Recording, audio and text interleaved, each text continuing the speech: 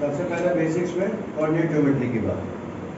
ठीक, coordinate geometry में जो तुम लोगों को जरूरत पड़ेगा वो नॉर्मली डिस्टेंस की बात की जरूरत पड़ती है, और एक टॉपिक आता है उसमें प्लेन का कंसेप्ट। ठीक है, तो अभी तक जो 10th में हम लोग पढ़े हुए हैं कोऑर्डिनेट ज्योमेट्री में वो 2 डायमेंशनल पढ़ा हुआ है, जिसमें 2 एक्सिस होती है, एक्स एक्सिस और वाई एक्सिस, और एक ओरिजिन होता है जिसके कोऑर्डिनेट 0 0 माने गए है ना। राइट साइड जाएंगे तो पॉजिटिव एक्स एक्सिस, अपवर्ड जाएंगे तो पॉजिटिव वाई, इधर नेगेटिव एक्स, इधर नेगेटिव वाई। ठीक, 4 क्वाड्रेंट हो जाते हैं।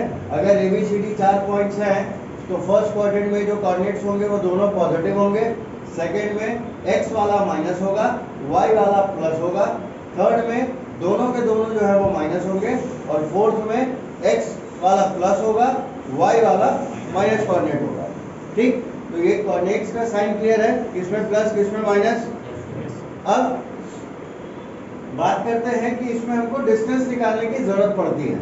तो देखो, अगर 2 पॉइंट्स वाई एक्सिस पे दिए हुए हैं, ठीक है, तो उनके कोऑर्डिनेट्स जो एक्स वाले होंगे वो तो हो जाएंगे 0, और मान लिया कि वाई वाला एक है 7, दूसरा है -4। ठीक, तो दोनों के बीच का डिस्टेंस क्या होगा, AB। तो इसमें एक तो सिंपल ट्रिक है कि भाई दोनों का जो मैग्नीट्यूड है बिना साइन के, ये -4 है तो सिर्फ 4 लेना है, वो 7 है, दोनों को सिंपली जोड़ दो। ठीक, नहीं जोड़ने की इच्छा है तो डिस्टेंस फॉर्मूला अप्लाई करके देख लो, तो क्या होगा, x2 माइनस x1 का स्क्वायर, y2 माइनस y1 का स्क्वायर, तो ये तो 0 है, ये -11 का स्क्वायर होगा, जो कि सिर्फ 11 का स्क्वायर हो जाएगा बिकॉज माइनस साइन हट जाएगा, है ना, और अंडर रूट में 11 स्क्वायर है तो क्या हो जाएगा, 11 ही होगा। तो या तो इतनी बड़ी प्रोसेस करो या सिंपली उसका ट्रिक यूज कर लो कि बस वैल्यू को ऐड कर देना है, बता रहे हैं। ठीक है, दूसरा एग्जांपल x के केस में। ठीक, जब पॉइंट्स कहाँ हो, x एक्सिस पे हो, तब भी वही काम करना है, दोनों कोऑर्डिनेट्स की वैल्यू को जोड़ देना है, साइन इग्नोर करते हैं। ठीक है, क्योंकि माइनस साइन सिर्फ डायरेक्शन बता रहा है कि वो नेगेटिव एक्स एक्सिस में है। ठीक है, मैग्नीट्यूड उसका कितना है, 5। ठीक है, तो डिस्टेंस कितना हो जाएगा, AB में 6 और 5 कितना, 11। ठीक, अब अगर दोनों कोऑर्डिनेट्स कुछ ना कुछ होते तब हम प्रॉपर डिस्टेंस फॉर्मूला लगाएंगे, x2 माइनस x1 का स्क्वायर, y2 माइनस y1 का स्क्वायर। ठीक है, जिससे हमको कुछ इस तरह से वैल्यू मिल जाए। ठीक है, अब कोई दिक्कत। अब 11th और 12th लेवल पे हमको यही चीज 3 डायमेंशनल हो जाती है। ठीक है, मींस 2 एक्सिस तो हमारे पास है ही पहले से, एक तीसरा z एक्सिस इंट्रोड्यूस हो जाता है, एक चीज। दूसरी चीज, जो कोऑर्डिनेट्स होते हैं उसमें x और y के साथ z भी अपीयर होता है, तो जो AB पॉइंट्स हैं उनके भी कोऑर्डिनेट्स x y z ये सीक्वेंस में होते हैं। ठीक है, डिस्टेंस फॉर्मूला यहाँ भी वही होगा, बस एडिशनल z2 माइनस z1 का स्क्वायर ऐड हो जाएगा। ठीक, तो वो फॉर्मूला हो जाएगा कुछ ऐसा, वैल्यूज पुट करेंगे, कैलकुलेट करेंगे तो √35 आ जाएगा इस केस में, इस एग्जाम्पल। ठीक, तो नॉर्मली जो तुमको व्हीकल्स में काम आएगा वो डायरेक्ट कंसेप्ट का काम आएगा, जो आता तुमको डिस्टेंस फॉर्मूला सही है, बट हमको डिस्टेंस फॉर्मूला बार बार अप्लाई करने की जरूरत नहीं है, समय बचेगा इससे। सीधा दोनों कोऑर्डिनेट्स की वैल्यू देखो और जोड़ दो। ठीक, हाँ, एक और एडिशनल केस हो सकता है कि किसी केस में x कोऑर्डिनेट 0 दिया हो और दूसरे पॉइंट का y कोऑर्डिनेट 0 दिया हो। उस केस में क्या करोगे, तो उस केस में भी हम डिस्टेंस फॉर्मूला ही अप्लाई करेंगे। ठीक है, बिकॉज मान लो कि x1 0 है और उधर y2 0 है, तो क्या हो जाएगा, यहाँ x2 का स्क्वायर हो जाएगा और वहाँ y1 का स्क्वायर हो जाएगा। ठीक है, तो डिस्टेंस फॉर्मूला अपना कोऑर्डिनेट्स जो भी वैल्यूज दिए होंगे उसके अकॉर्डिंग हम मॉडिफाई करके यूज करेंगे। ठीक, लेकिन अगर सिर्फ एक ही वैल्यू दिया हुआ है, x का ही दिया हो, y का ही दिया हो, तो हम क्या करेंगे, सिंपली उसको जोड़ देंगे, ऐड कर देंगे। ठीक है, फिर डिस्टेंस फॉर्मूला यूज नहीं करना। ये बात क्लियर है, इसमें कोई दिक्कत। अब इसमें एक इम्पॉर्टेंट चीज आता है, प्लेन की बात। तो दीवार पे देखो, इधर x एक्सिस, इधर y एक्सिस और इधर z एक्सिस। ठीक है, तो x और y के बीच में कौन सा है? ये फर्श है, या ओरिजिन हम अगर ऊपर माने तो क्या होगा? x है इधर, y है उधर, z हमारा पलट जाएगा, नीचे आ जाएगा। उस केस में x और y के बीच में क्या आ रहा है? छत आ रहा है ना? मतलब इस x और y के बीच में या तो ग्राउंड फ्लोर आएगा, फर्श आएगा, या फिर छत आएगा तुम्हारा। ठीक है।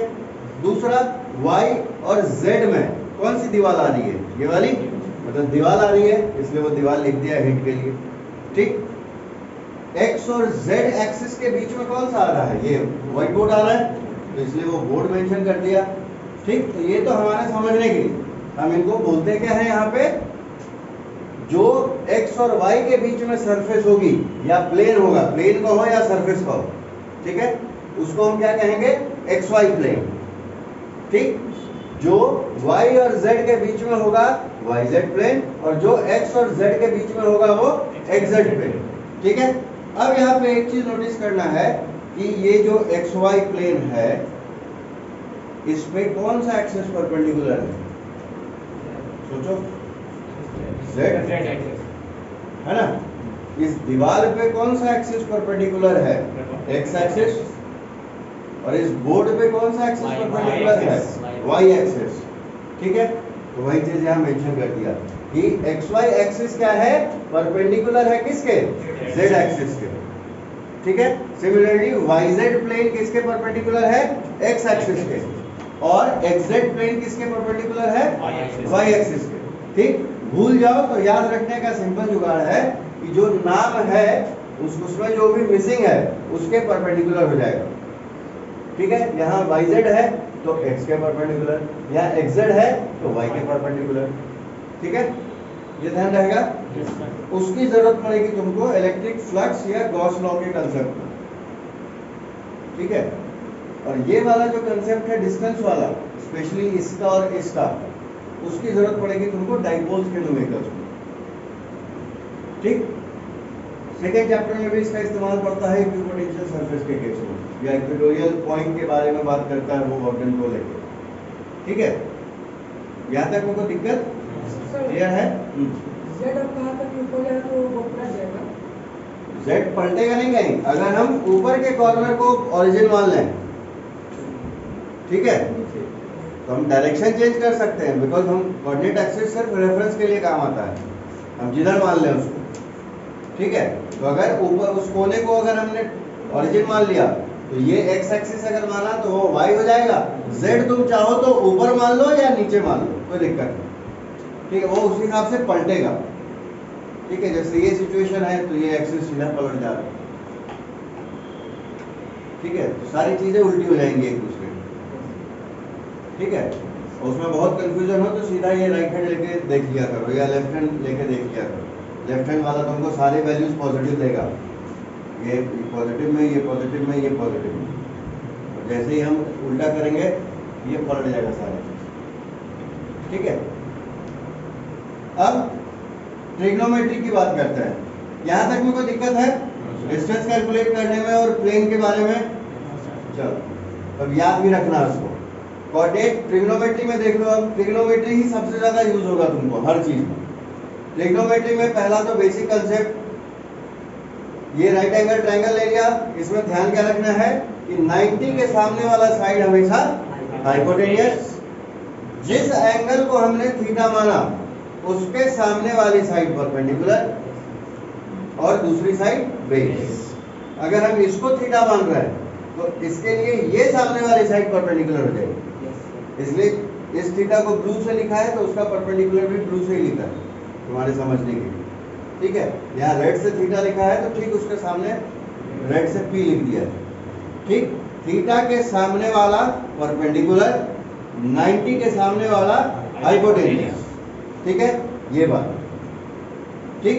इसी के बेसिस पे साइन कॉस हम डिफाइन कर सकते हैं। तो देखो साइन ऑफ सी क्या होगा?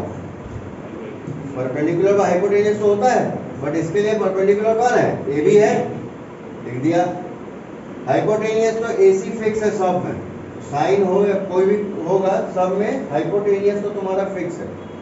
सिर्फ परपेंडिकुलर और बेस का नेचर बदल रहा है ना। अगर हम साइन ऑफ ए की बात करें तब साइन ऑफ ए के लिए परपेंडिकुलर ये हो जाएगा, मतलब बीसी हो जाएगा, तो बीसी कर दिया, बीसी बाई सी। कॉस के लिए क्या होता है, कॉस ऑफ सी क्या होगा, बेस बाय हाइपोटेनियस, और कॉस ऑफ ये क्या होगा, बेस बाय हाइपोटेनियस, मतलब ए बी बाई ए सी। ठीक, तो ये साइन कॉस का बेसिक कंसेप्ट हो गया, डिपेंडिंग अपॉन एंगल, कि किसको थीटा मान रहे हैं और किसका साइन निकाल रहे हैं। ठीक है, ध्यान क्या रखना है, ये वाली लाइन थीटा के सामने वाला परपेंडिकुलर होगा हमें, और 90 के सामने वाला तो हाइपोटेनियस फिक्स है। ठीक है, अब पाइथागोरस थ्योरम आता है, क्या होता है इसमें, H square is equals to P square plus B square. H क्या है, हाइपोटेनियस, पी है परपेंडिकुलर और बी है बेस। अब बेसिक इसमें कैलकुलेशन, जैसे सिर्फ एच क्या हो जाएगा, तो इस वैल्यू का स्क्वायर रूट है ना, परपेंडिकुलर क्या हो जाएगा, तो बी स्क्वायर इधर आके माइनस हो जाएगा, बी स्क्वायर की वैल्यू क्या होगी, तो परपेंडिकुलर स्क्वायर इधर आके माइनस हो जाएगा, तो सिर्फ पी की वैल्यू रूट में, सिर्फ बी की वैल्यू रूट में। ठीक है, इसमें कोई दिक्कत? अब अभी तो देखने में लग रहा होगा कि सब आता है, लेकिन हकीकत में क्या हुआ, सब खिचड़ी हो गया। किसी ने कैलकुलेशन ठीक किया पाइथागोरस का, लेकिन उसका स्क्वायर रूट निकालना भूल गया, तो वो 64 मीटर आंसर हो गया उसका, जबकि आंसर होना था 8 मीटर। ठीक है, हाँ, तो उसका कारण यही है कि बेसिक्स में धूल जमी हुई है। ठीक है, अब कुछ बेसिक वैल्यूज वो ध्यान रखना है। ठीक है, जैसे थीटा में 0, 30, 45, 60, 90, 120, 180, कॉस का सबसे ज्यादा इस्तेमाल पड़ेगा तुमको। ठीक है, कॉस का इस्तेमाल तुमको फ्लक्स में भी पड़ेगा, कॉस का इस्तेमाल तुमको पोटेंशियल एनर्जी में भी पड़ेगा, साइन वाला इस्तेमाल तुमको सिर्फ टॉर्क में पड़ेगा। ठीक है, तो कॉस की वैल्यू देखो, कॉस 0 1 होता है, कॉस 30 रूट 3/2 होती है। जब रूट 3 की वैल्यू डालोगे 1.732 और उसको जब 2 से डिवाइड करेंगे तो हमको आंसर मिलेगा 0.866।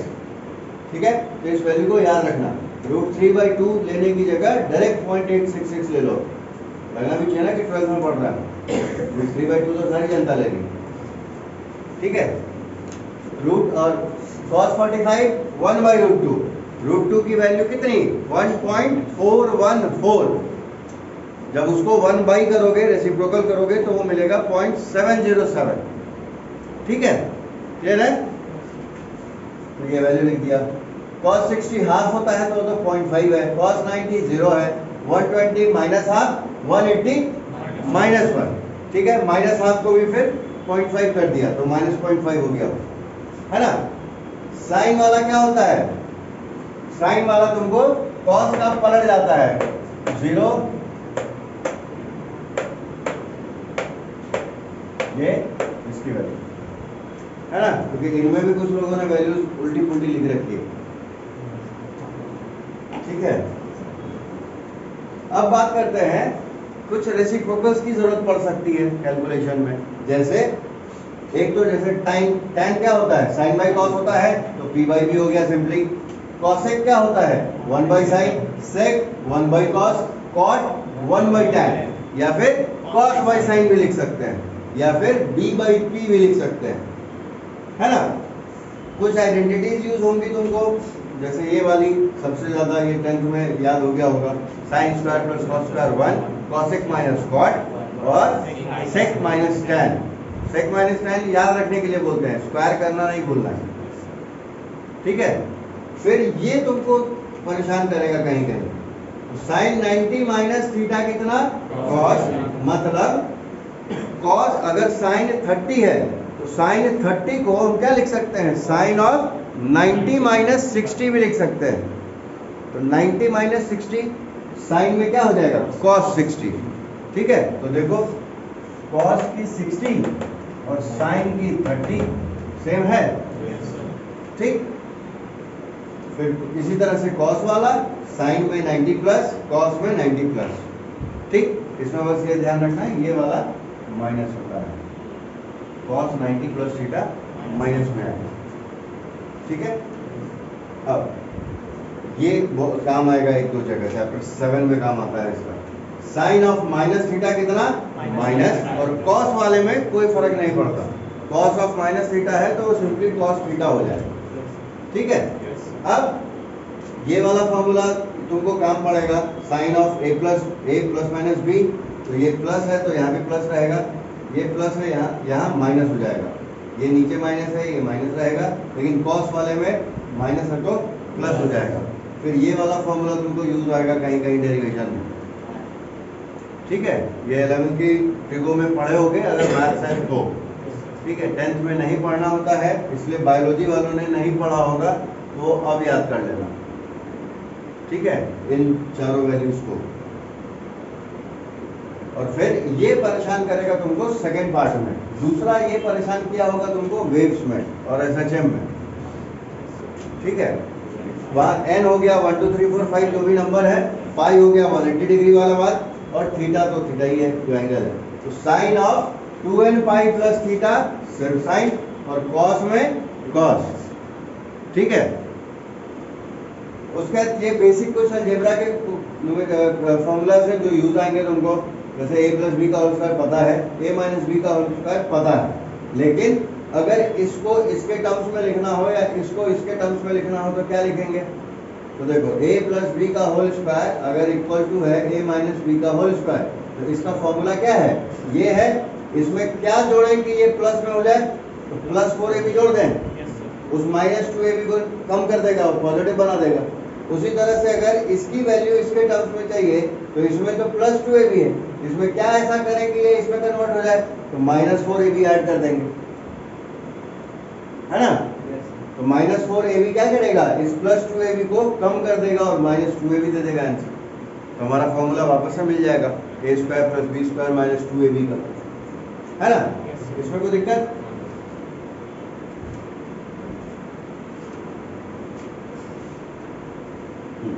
और अब सिर्फ a square plus B square चाहिए हो तो क्या करना होगा। अगर ये वाला फॉर्मूला है तो इस केस में ये वाला टर्म इधर आ जाएगा और माइनस 2ab हो जाएगा, इस केस में ये वाला टर्म इधर आ जाएगा प्लस 2ab हो जाएगा, बस इधर उधर कर दिया वैल्यूज को, ठीक है। फिर उनका तो काम नहीं पड़ता, बीच वाले दोनों का काम पड़ेगा। एक अलजेब्रा में तुमको तुम इक्वेशन जब सॉल्व करते हैं क्वाड्रेटिक का, तो एक मेथड ये फैक्टराइजेशन का होता है ना। फैक्टराइजेशन में हम लोग क्या करते हैं कि फर्स्ट और लास्ट टर्म को आपस में मल्टीप्लाई किया, तो ये है 6x स्क्वायर, ये है -2, है ना। मल्टीप्लाई होगा तो कितना मिलेगा, -12x स्क्वायर। तो अब हमको बीच वाले टर्म -x को इस तरह से तोड़ना है कि उसका प्रोडक्ट भी -12 हो, ठीक। -12 कब होगा, पहाड़ा याद करो तो 4 3 12, 4 3 12, या 3 4 12, या 6 2 जा भी, है ना। तो 6 और 2 जुटेंगे तो -x नहीं देगा, वो या तो 8 देगा या 4 देगा या -4 देगा या -8 देगा, ठीक। तो हमारे पास कॉम्बिनेशन बचता है वन आंसर के लिए 4 और 3 का, कि अगर 4 में 3 घटाएं तो भी 1, 3 में -4 करें तो -1, तो हमको यहाँ माइनस साइन चाहिए, तो हमने क्या किया, 4 को माइनस में ले लिया, ठीक है। तो जब हम 3x और -4x को जोड़ेंगे आपस में तो आंसर मिलेगा इतना, लेकिन अगर दोनों को मल्टीप्लाई करेंगे तो आंसर मिलेगा -12x स्क्वायर, ठीक है। तो बस यहाँ के बाद काम खत्म। इनमें 3x को कॉमन ले लिया तो यहाँ 6 का हो गया 2, x स्क्वायर में सिर्फ x बचा, यहाँ पूरा का पूरा टर्म बाहर था इसलिए 1, यहाँ -2 को कॉमन लिया तो यहाँ सिर्फ बचा 2, x बचा हुआ है, और माइनस साइन बाहर आ गया था इसलिए प्लस साइन, 2 बाहर आ गया इसलिए 1। अब क्या है, 2x प्लस 1 दोनों में है, कॉमन ले लिया, बचेगा क्या, 3x माइनस 2 इक्वल टू 0। तो अब या तो ये 0 है या ये 0 है, तो इससे क्या हो जाएगा, ये हो जाएगा -1 और नीचे में 2 आ जाएगा, ये हो जाएगा इधर 2, नीचे में 3 आ जाएगा। तो x की ये दोनों वैल्यूज हो गई फैक्टराइजेशन से, है ना।